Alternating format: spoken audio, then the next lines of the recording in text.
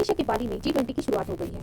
15 से 16 नवंबर को होने वाले इस सम्मेलन में दुनिया भर के बड़े नेता शिरकत कर रहे हैं और इस सम्मेलन में हिस्सा लेने के लिए देश के प्रधानमंत्री भी इंडोनेशिया के बाली में पहुंच गए हैं।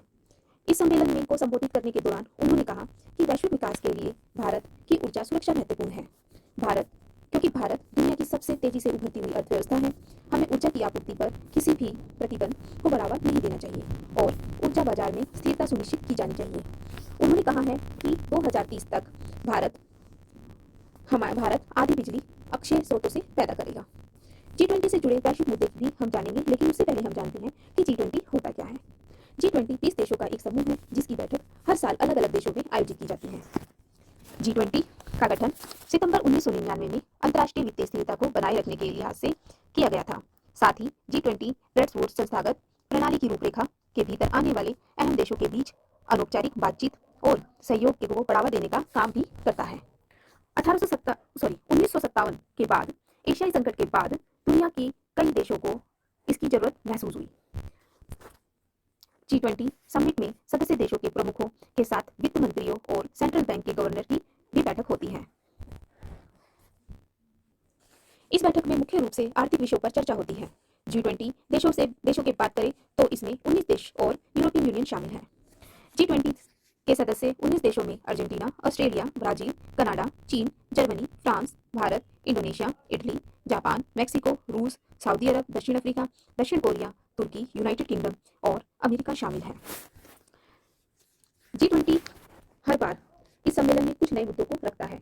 ये मुद्दे क्या होते हैं? इस बार G20 में वैश्विक मुद्दे कुछ इस प्रकार हैं: समावेशी, न्यायसंगत और सतत विकास, पर्यावरण के लिए जीवन शैली, महिला सशक्तिकरण, स्वास्थ्य, कृषि और शिक्षा से लेकर वाणिज्य तक के क्षेत्रों में डिजिटल, सार्वजनिक इंफ्रास्ट्रक्चर और टेक्नोलॉजी विकास, स्किल मैपिंग, संस्कृति और पर्यटन, खाद्य सुरक्षा, ऊर्जा सुरक्षा, ग्रीन हाइड्रोजन, आपात जोखिम में कमी, विकासात्मक सहयोग, आर्थिक अपराध के विरुद्ध लड़ाई और बहुपक्षीय सुधार।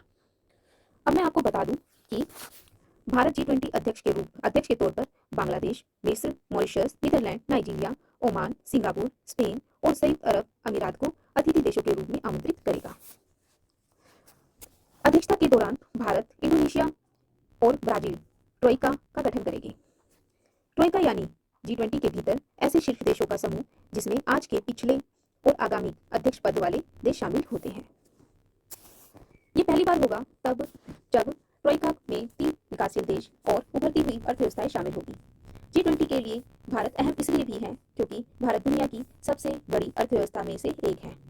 भारत एशिया में विकासशील देश आगे होने के साथ साथ एक बड़ा उभरता बाजार भी है। वैश्विक व्यापार की हालिया संरक्षणवादी नीतियों को देखते हुए दुनिया भारत की ओर रुख कर रही है।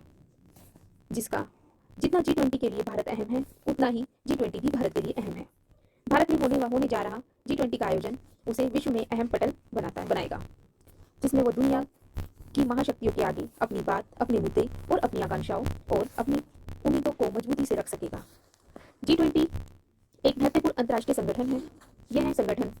इस संगठन में दुनिया के संपन्न राष्ट्र भी शामिल हैं।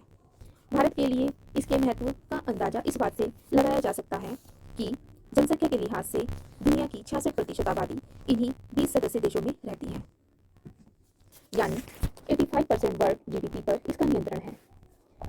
समूह का प्राथमिक जनादेश अंतर्राष्ट्रीय आर्थिक सहयोग के लिए है, जिसमें दुनिया भर में भविष्य के वित्तीय संकटों को रोकने हेतु विशेष जोर दिया गया है। ये वैश्विक आर्थिक एजेंडा को आकार देने में महत्वपूर्ण भूमिका निभाता है।